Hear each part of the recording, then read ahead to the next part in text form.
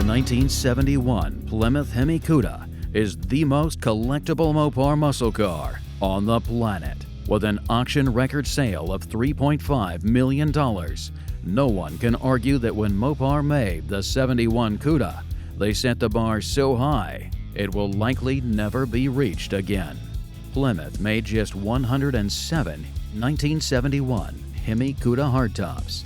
Of those, 59 were built with a 4-speed manual transmission, and only 48 featured the 727 TorqueFlite automatic transmission. The Cuda for 71 was all new. It featured fish gill simulated fender scoops and the unique recessed grille that came in matching body color. And of course, the 1-year-only 4-headlamp lighting system. And if it was a Hemi, it came with the imposing shaker hood that called out Hemi Cuda. This Cuda features the L31 optional road lamps, V6W white billboard stripes, H6 X9 full vinyl bucket seats with C16 center console, slapstick shifter, R11 Music Master AM radio, and of course, air conditioning wasn't available on the Hemi. Rally Instrument Cluster A62 was added to include the 8,000 RPM tachometer. Sales code S83 got you the sporty and classy rim blow steering wheel. J45 hood pin tie-downs were standard on all Cuda models. L31 turn signal indicators make for a cool option and safety feature. And to top off this one-of-a-kind, very special build, it features the J81 Gull Wing spoiler and J68 backlight louvers, all making this a true supercar in every sense of the word. Fantastic job. Thank you, buddy. You're the man. Appreciate it. Great job. All right. But as they say in TV land, folks, stay tuned, because this fish comes with a twist you did not see coming.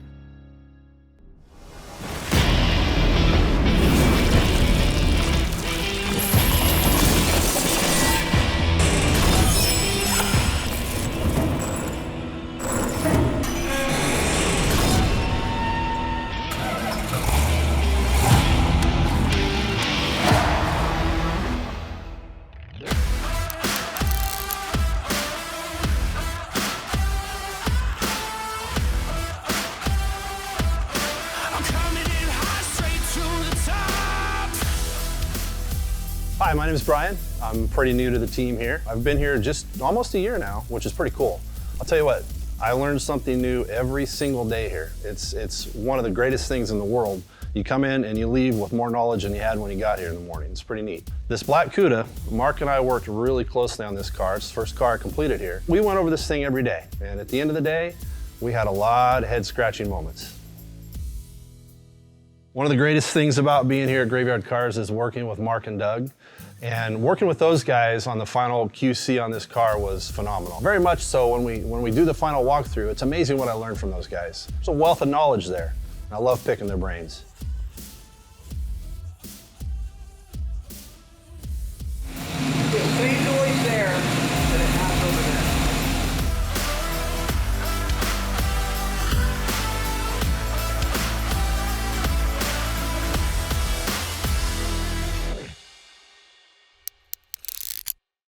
All right, so this first mark right here. So one of the last things that we do before a car actually gets shipped out is the final QC. And during this process, that's where we make sure everything fits in the finish and all those things are proper. But we also go through and do our assembly line markings, all of the information labels. These are things that I do on every car, even if a car weren't 100% OEM, even if it was like some of the rest of the models we've done for like Martinez and the SEMA cars. I still do that because I want to keep it in the spirit of OEM. Come in here. It doesn't have to be perfect. Remember, these guys were just doing a swatch of paint down there. So that's a little Rembrandt-y right there. All right, good. Okay, and when I say a dab or a daub of paint, We've already gone through and checked everything like that. So now we just need to let the guy know at home that we checked it. Got it. And we need to let ourselves know that we checked it. So that's what the white's gonna represent. White is it checked, okay. So go ahead and do your inside lower control arm there. A little Picasso there. There you go. Okay. Do the front one. All right. All right, and then these right here. Yep. Other than the daily problem solving that I have to do, one of the greatest things that I've learned here, one of the most fun things that I've learned here, is about all of the assembly line markings that go on these cars, the final markings, and all of the labels that go on these cars, all of the factory labels. Learning where and why they go in certain places on the car is fascinating. It's amazing to think about all of these things that they were doing 50 years ago, and learning why now, it's incredible. So this car does have some aftermarket pieces on it, and that means when it comes time to doing assembly line markings and information labels, it won't line up exactly the way it would if those components were in place, but we do our best even if it isn't the exact same transmission or the exact same control arm.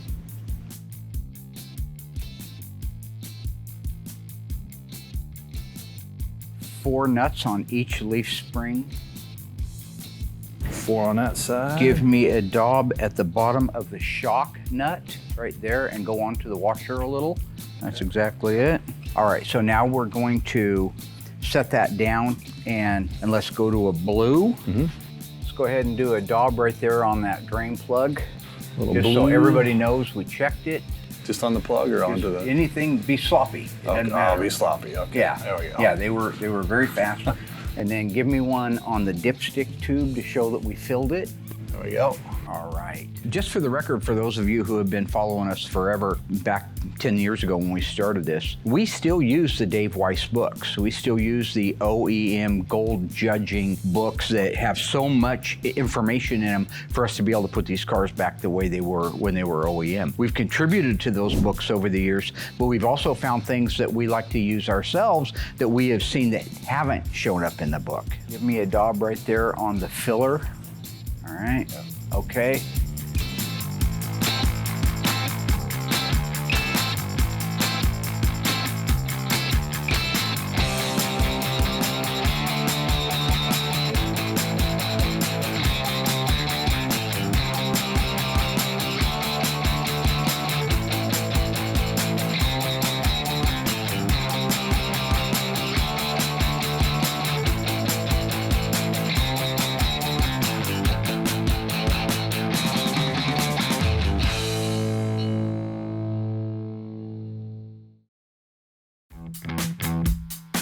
Once we had all of the paint markings done, Mark came over and helped me install the information labels. Okay, so grab your ethylene glycol warning label from the table. It's gonna go right in here. And get it before right you here. peel the backing off, just kind of mock it to where you like the looks of it at. So we get all of these information labels from ECS Automotive. ECS is actually the only company that Chrysler authorizes to make some of these special labels. Where each label goes in space is important. Mark knows where to put all the labels off the top of his head. It's amazing. Myself, I have to refer to the ECS catalog. The catalog is great because it shows you where each part number label goes on the wiring harness. It even tells you which direction to wrap the wiring label. Sometimes we fold it, sometimes we wrap it. The catalog tells us everything we need to know. All right, so go ahead and grab your emission decal. We can do that one next. All right, so are we gonna be able to read it from here or read it from the inside? You want to read it from standing out here. Okay. So Brian hasn't been with us a long time, I think 6 months or so. And when you're training a newbie that has mechanical skills, because he does have mechanical skills, even though he was a GM guy before he came here, there are things beyond just mechanical that you have to teach them that are Mopar-esque. So there is a massive, massive learning curve to go from working on a 69 Chevelle or a 70 Chevelle into working on a 70 Cuda or a 71 Cuda or a B-body or an E-body. These are the kind of skill sets that I have to work one-on-one with each guy. I did it with his predecessors, but he is showing the very, very most promise of any of the technicians that I've worked with in recent past.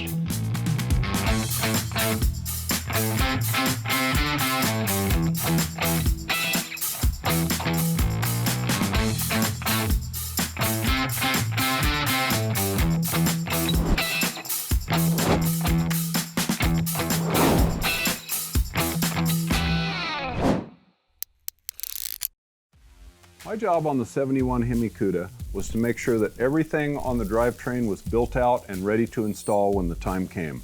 I worked with Mark for a long time, and even though that everything we put on these cars is not factory OEM for these custom builds that we do, we have to try to make this stuff appear OEM. Using the right fasteners, the right markings on the fasteners, we try to do the best we can to make these look factory appearing when we're done. So even though we added the Magnum Force front suspension and the Silver Sport automatic transmission, we wanted to make this look like it started life in the car.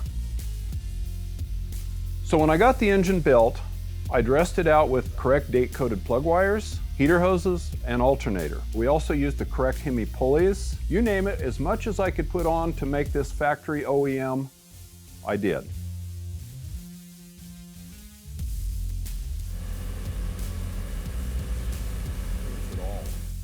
What a miracle. With Mark and Hunter's help, we installed the drivetrain just the way the factory would have done it. After that, the customer wanted Krager SS wheels and BF Goodrich TA radial tires. So I mounted up the wheels and tires, we installed them on the car, and we made this a roller.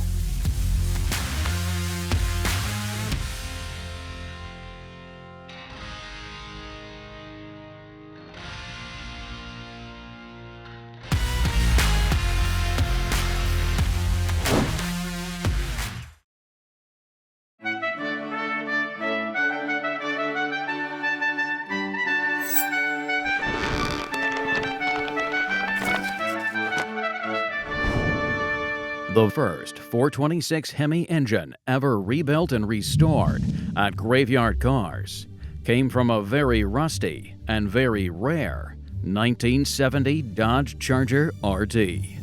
426 Hemi, one of 56 made. 410 Dana Super Track Pack. This car is all numbers. Numbers motor, numbers transmission, all original car. Most of the paint on it's original. Like most cars at the graveyard, this Charger had a checkered past. After its clutch failed, the car was parked and sat for over 30 years.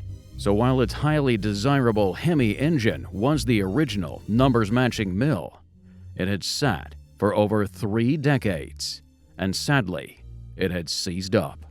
Once the intake manifold, distributor, exhaust manifolds, wiring, fuel lines, and cylinder heads were removed, the real challenge of rescuing this engine began.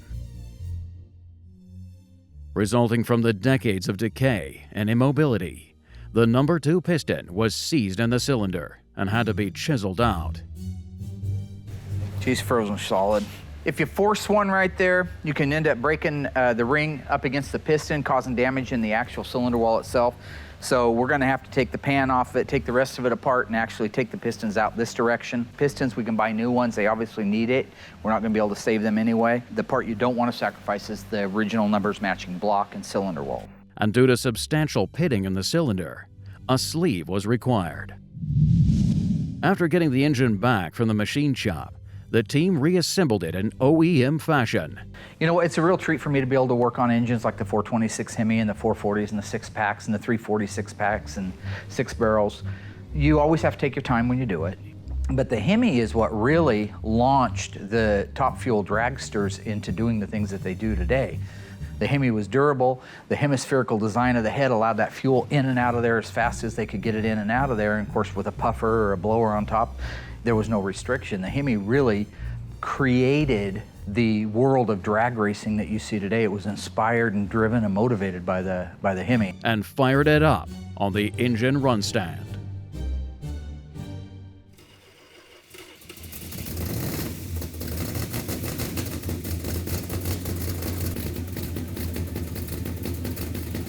When I get jazzed, when I get happy, when I get motivated, I dance. You don't like it? Too bad. It reminds me of the little town that didn't like the dancing going on, and Kevin Bacon came to town and had to explain to him that even David said, sing and dance before the Lord. This epic build came to fruition in the Season 5 finale when the Ghouls unveiled this gorgeous burnt orange 1970 Charger RT 426 Hemi 4-speed in front of a live audience of thousands in an equally epic Stadium Reveal. Oh, see Sluggo. Oh, man. Oh, nice try.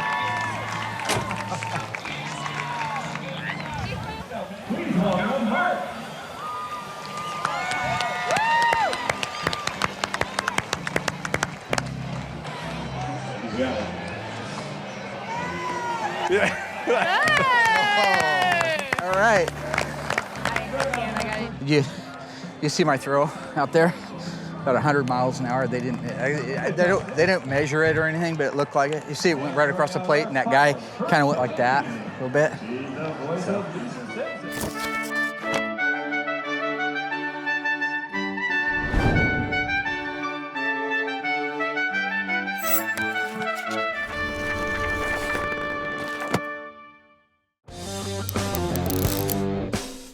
When we paint black cars, I always do them apart, whether it be black or any solid color for that matter. So when it comes to a solid color, I do them in single stage. And basically, for the people at home that may not know, envision it like clear coat with color in it. So there's no need to clear, it's all in one. I like to try to get the body done first, get it all painted, get it cut and buffed, get it over to Brian. Then at that point, I can spray doors and fenders.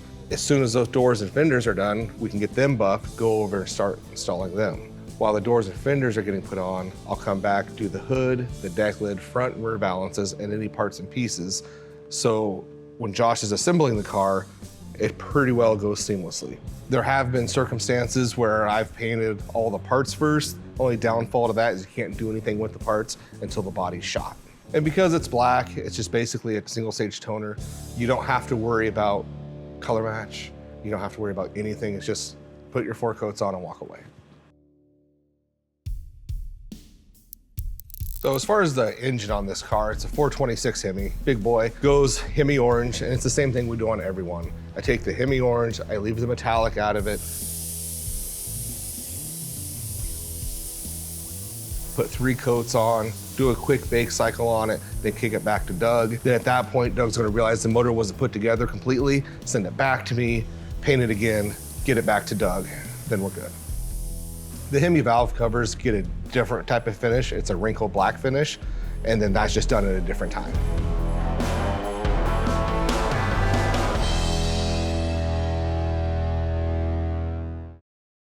Funny little thing I noticed here is that the cars that we've had the very, very most difficult time restoring, bringing back from the dead, have been 71 Cudas.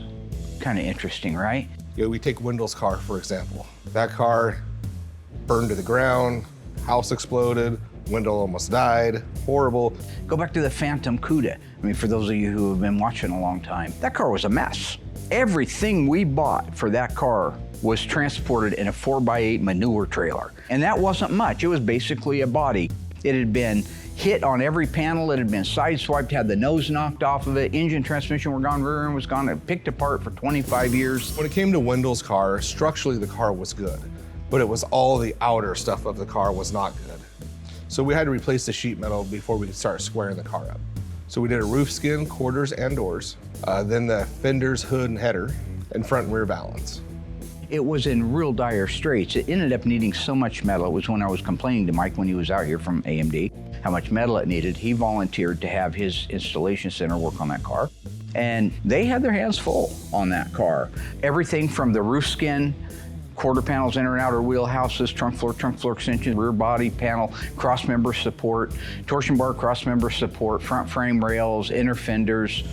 That car had an enormous amount of metal. But when watching them build that car, that's what inspired me to build our frame jigs that you see us using today. That's how they were able to build that one. Everything is in space in the right place because of this jig. We borrowed a branch from that tree, and that's what we use today. You know, then I felt bad for Doug because this engine had been sitting for 20 plus years filled with water. You get that thing apart, it's like swamp inside there. But it's the original motor for the car, so there's no other option but take care of it, make sure it's all salvageable, and put back in the car. When AMD brought that car back, it was so right and so square and so true that they were able to show me on the left door striker, when they put it in place and took it out and put it in place, the original footprint of paint put that striker exactly where it was when the car got wrecked in 1981. That's perfection. Factory EV2 Tour Red car, 446 barrel real live VCO car. Dash VIN was in place, body numbers are in place, fender tag in place. It's a 4-speed car, it's one of 108 made. So with that car done right in the metal work, it was just a matter of us reassembling it. It gave us a shot at what we ultimately was able to do, which was save a 1 of 108 446 barrel Cuda. So when it came to the interior of the Phoenix Cuda, you obviously know what that's going to be like because the car caught on fire. Everything from top to bottom had been melted and nothing was salvageable. We had to replace everything from the dash assembly to the heater box, seat frames, glass itself, the regulators, steering wheel, the radio, all the wiring, sill plates, you name it, it had to get replaced. So the Cuda wasn't just a challenge to put the body together, but like I said, it's putting the whole car together. There was no engine, transmission, or rear end to that car when it showed up here, so we had to locate a G440 representing a 1971 G440 HP block. Okay, got that from Tony, by the way, Tony's parts. Date-coded correct Hemi 4-speed transmission, a date-coded correct 354 Dana rear end. Then build it all out to OE specs so that when it is sitting there at the end of the day, looking amazing, you would never imagine that this car had suffered the blunt force trauma and the years of post-accident trauma that it had by being left out in the field in the middle of nowhere, getting picked apart for 35 years. And with how bad that car was, it still didn't have the amount of hours that this black one took. This black one holds the record for how much time went into it, how big of a job it was from start to finish. So in the end, the car that they said couldn't be done, we did. 71 Phantom Cuda. It was written about in multiple magazines. It was talked about a lot on the internet. It's the car that started Graveyard Cars because they said it couldn't be done. I said, we're gonna document it, and the rest is history. So that car was saved. A lot of money, a lot of time, a lot of hours, a lot of parts. Our black 71 Hemi Cuda now, our tuxedo car with the white billboard. That car cost more money to build than that, took more time, more filming, and will be talked about as much or more than the Phantom car or any cars subsequent to the Phantom car. Now, the main reason I bring up the most difficult cars that we've done is to give you a perspective on what's involved in it. And if you've been watching, you know that, but if you haven't been, you don't know what went into it. And even if you did watch it back in the day, you have to stop and realize that what we're doing here is we're duplicating history. So I don't get to just break out a catalog from Summit or Jegs or somebody and say, oh, send me all that stuff. Like a lot of the shows that you see on TV, they just order everything. Some of them fabricate a few things. We have to duplicate it. We have to find original parts when they're not being reproduced and restore them to OEM condition. We have to do the research and the history to make sure that when you are done with that 1 of 108 cars, that it's not just on the road again, but it is a duplicate to the way that it was on the day it was built.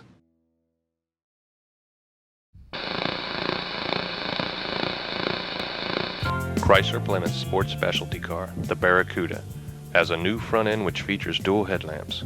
The grille has been given a vertical styling theme.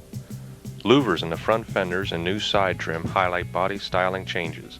Rear styling is changed too, with new tail lamps and backup lights integrated in a lower rear deck panel. This Cuda 340 model is one of 6 Barracudas available for 1971, including a sports coupe, hardtop, and convertible.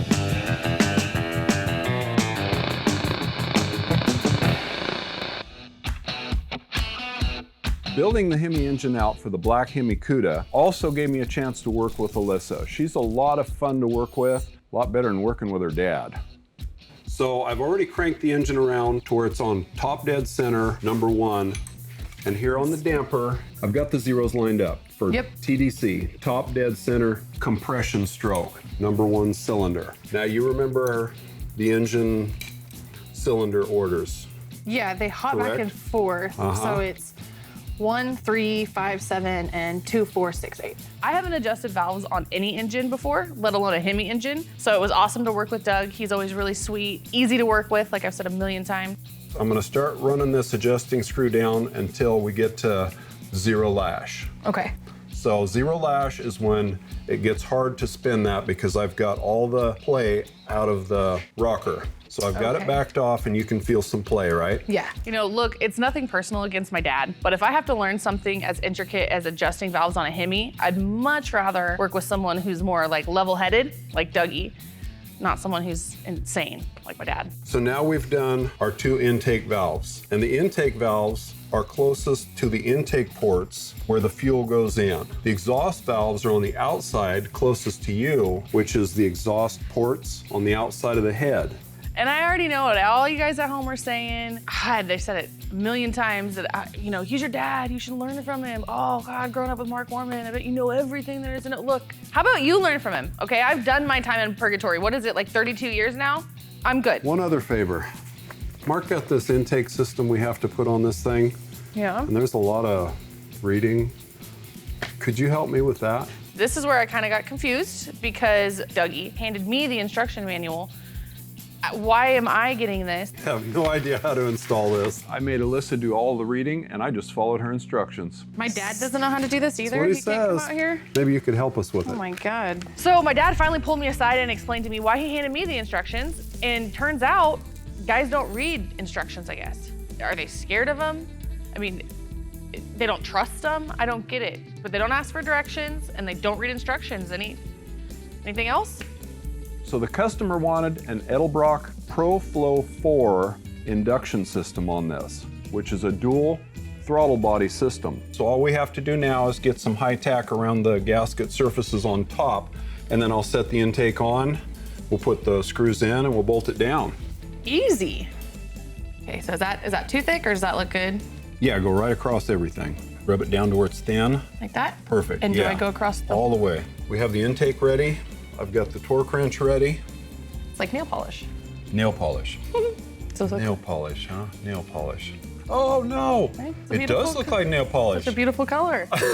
So I did teach Alyssa how to torque the intake properly, but she had to add a twist to this. So as soon as we get this all snugged down, we're gonna go ahead and torque them down. Torque down or torque? Torqued. Okay. Thought you were about to twerk for me, Doug. Wasn't sure. Huh? Thought you were gonna twerk for me. I wasn't sure. I can. Do you know what that is? Twerk? Yeah, like twerking. I don't. It's a dance. You know I can't dance. They pulled a good prank on me. They caught me off guard that time. Do you want to see what twerking actually is? The type of dance I don't think you've ever seen before. Okay. Okay, Jeffrey. Let's check this out.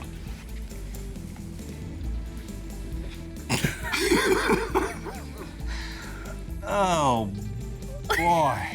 You don't think you could do that? No, Your ma'am. knee's a little too No, stiff? ma'am. Yeah, my knee's too stiff. It's not for everyone.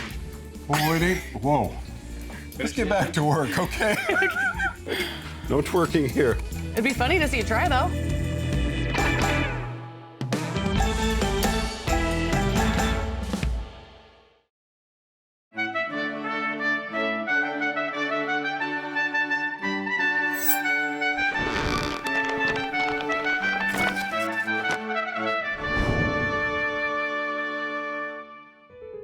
The second Hemi to enter the graveyard queue belonged to Mr. Brett Torino and his ridiculously rare 1970 Coronet RT convertible.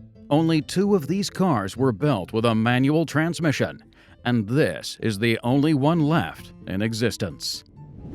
You're talking about a car that has the wildest engine available, probably the wildest color available. It's a convertible top, it's a 4-speed, it's a super track pack car. Sadly, the engine had suffered a spun bearing when the car was parked, and the block was an over-the-counter replacement from 1973. But fortunately, it still had an original bore. This is the first Hemi installed. Yes. 426 cubic inch bad boy. Uh-huh. The machine work required to restore this engine included turning the crankshaft 10 thousandths on the mains and 10 thousandths on the rods.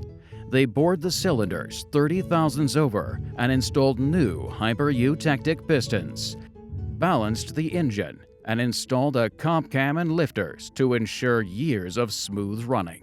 The heads were rebuilt using bronze guides, a 3-angle valve job, and new Mopar Performance valve springs. Absolutely not a hair. If you watch down through that tunnel that I was looking through the grill, it was within a couple of millimeters maybe of hitting on each side, but good job. All right, so let's align that thing and put the bolts in it. Additionally, the carburetors were restored to OEM specifications, and the engine was built out and dressed to its exact assembly line appearance. Every single thing is exactly the way it appeared in 1970 when it rolled off the assembly line. This car was unveiled to the customer in the Season 10 finale, Episode 13. You look at these, especially, collecting cars a long time, there's nothing like these Hemi motors. It's a work of art. I mean, the outside of the car is one thing, but look there is no room. But when you see it in there, you think, wow. And to date, it is the most expensive Mopar to come through the shop, with an estimated value of a whopping $1.5 million.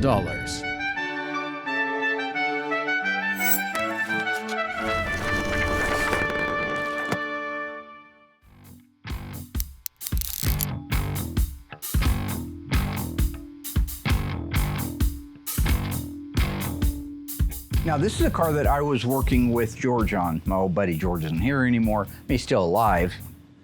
We put a lot of sheet metal on this car, a ton of sheet metal. It was the kind of project that I couldn't cut him loose with because he had never done one quite like it.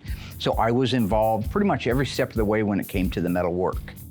By now, you guys have probably picked up on the fact that we're going a bit backwards to our normal process where we start in the beginning and show you the end product. In this case, we've shown you the end product and now working back. We showed you the other cars that have been so challenging for us to build because I wanted to surprise you, and you probably didn't see it coming. This black 1971 426 Hemi automatic tuxedo Cuda is also the catalog Cuda. This is the car that George and I started with nothing but a roof skin and reinforcement, and we built the car from the ground up. We've dubbed it the catalog Cuda. Other than 4 inner structure pieces that we had to harvest from an original car, this is a brand new 1971 Cuda. We are the only people to date that have built a complete 1971 Hemi Cuda from a catalog, but to OEM specs. So right now you're looking at a car that started life in a box, a bunch of boxes. That's how it is. We had laid out all of the pieces that we were going to be putting on that car on the floor right here in this shop behind me. We brought over an E-body frame jig, and George and I started slowly and meticulously putting the car together just like you would build a house from the foundation up. So in this case, the foundation was the rear frame rails, 2 brand new frame rails and a shock cross member for the back. Rear cross member for the bumper and rear body panel support. We moved our way forward and we put the front frame rails in place. Then you tie those together with the main floor, the rear step wells, the under seat panel, and the trunk floor. Now you have a foundation. Very important that all those pieces are exactly where they're supposed to go because you're going to build up from now. So if you're off a millimeter down there, you're going to be off 20 millimeters at the top. You're going to be hogging out holes.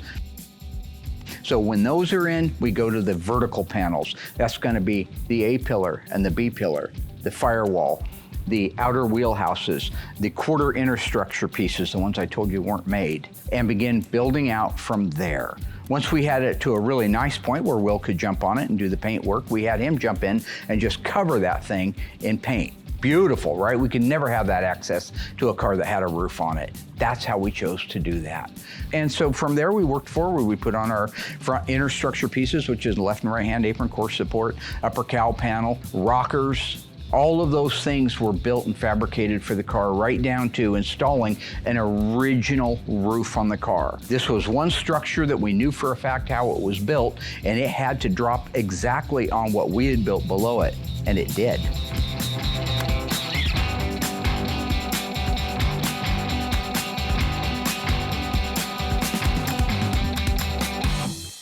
Stay tuned. With metalwork, bodywork, paint, and final assembly in the rear view, the very first Graveyard Carz catalog Cuda is complete. That means it's time for Mark to take this gorgeous powerhouse Hemi Cuda on its maiden voyage. But will their very first Built from the ground up, 71 Cuda survive its initial test run? Or will the owner's dream car fail to cross the finish line? Find out when Graveyard Carz returns. So when you add up the total number of metal pieces, all of the small interstructure pieces, the things you don't even see that have to go into building a car like this, it was over 100 pieces of new metal. But when we were done and it's sitting there on that frame jig, it looked like a real live 1971 Cuda, the way it's supposed to, with really no more than just about 3 or 4 original parts. So when you look at our project done, I would look at it like an erector set. It's panel by panel, piece by piece for any of you that have ever built one, or a model car. Starts out in a box and you just begin putting it together. It's a long, arduous, expensive process, but in the end, you've got gold. You've got gold, Jerry. You got black gold, Texas tea. Talking Beverly Hillbillies, man. When they was out shooting us some food and up coming out of oil. Remember?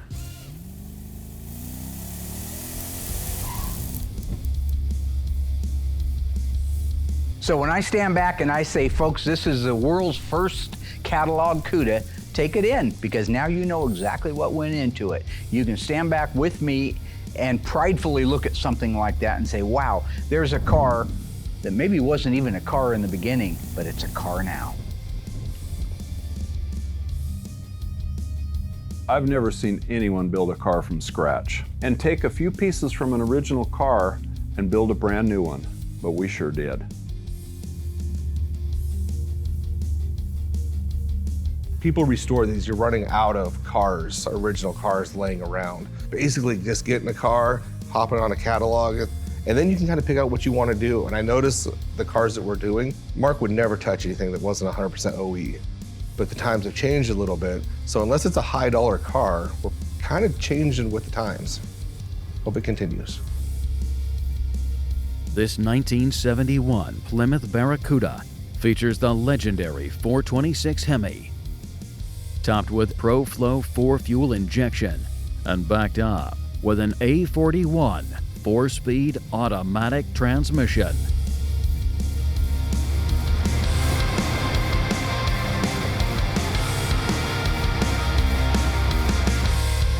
The front suspension features power rack and pinion steering, a 1 1/4 inch sway bar, power disc brakes, and coilover shocks.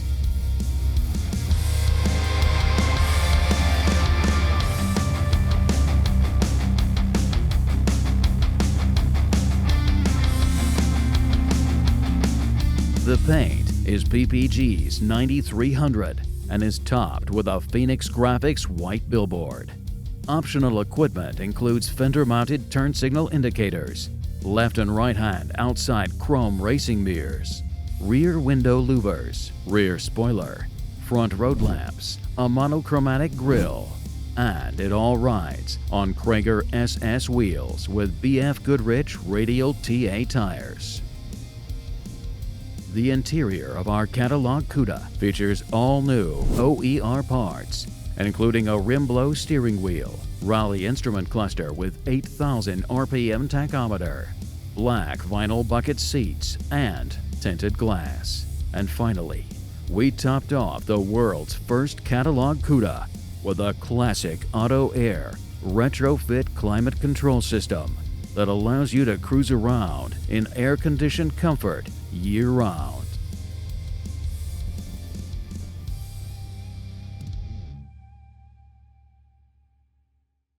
Once we were completely finished with the car, but before it shipped, the owner had asked me to see if I could round everybody up to sign it. Everybody who was involved in it, and some people that weren't. And so we did that. We got together. Alyssa's just had her baby.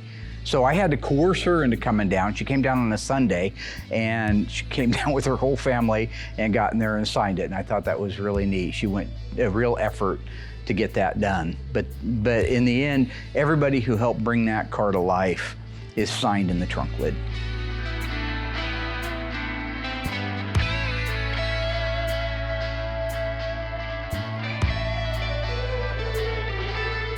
You know, over the years, we've saved a lot of cars from death. brought them back from the grave. That's our moniker. And the great cars, numbers matching cars, Hemi cars, Wayne cars. This one will have a special place in my heart because it's the very, very first catalog Cuda, the very first car we built from scratch. It's an honor to be able to work with the team that I have here. They're phenomenal technicians. They have all come around so far. Some of them were great when they started here. Other ones have learned the skill sets. Take Brian. Brian, he hasn't been here, what, 6 months, and he's completely built a car from scratch. That's amazing. I am honored to be able to work with a great team, great shop, great sponsors, great everybody. The reason I've made such a big deal out of it being a catalog Cuda is the fact that these cars are drying up. They are. They didn't build that many in the beginning. Here we are 55 years later almost. There's less and less and less. So now I've got the opportunity, those who can afford it, that can call me up and say, build me that car. Something, quick note, the inner structure pieces that we had to use to make this car, AMD now makes them for some ironic reason. Now we all know they were sitting back watching the old Trey put a car together, but they are now making all of the infrastructure pieces for the roof, so I can do 100%. You call me up, I'll build you a car. The only thing is, you won't have a Chrysler VIN number on it. You'll have an assigned state VIN, like if you put a 32 Ford Coupe together. But looking at it down the road, Walter P. Chrysler would say, wow, that looks like a car we built. And the most important thing to me of all of it, I think at the end of the day, is being blessed enough to make the kind of money I'm making right now. It's sick. I just got my tax return for 2022 and it's like, what the heck is going on there, you know? Now, obviously I say that stuff so you guys can laugh, but if you put that out there, then they're gonna say that's what Mark's about. And it's not what I'm about. I'm kidding about that. No, I like the money.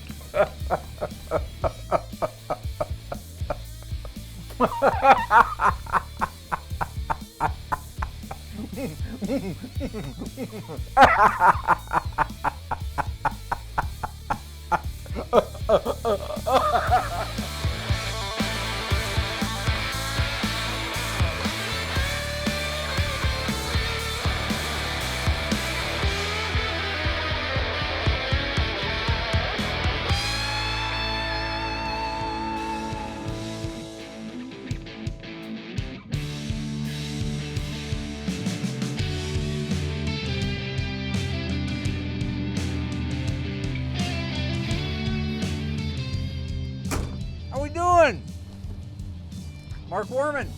Nice to meet you, Mark. Good to see you. How are you? Good. Beautiful looking cars, man. Yeah, this is where dreams happen. That's why it's Graveyard Dreams, man. That's what I do. I'm the dream maker. What are you looking for? I've got anything you're looking for. So yours is more like that? Yeah. You had one in school? 68. Bronze metallic. Okay. Beautiful white interior. Like that, man, but clean. Yeah, very clean.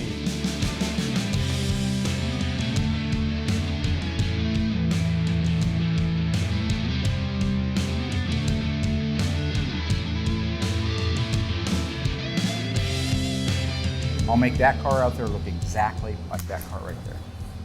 Looking forward to it, buddy. Thank you. All right. Thank you.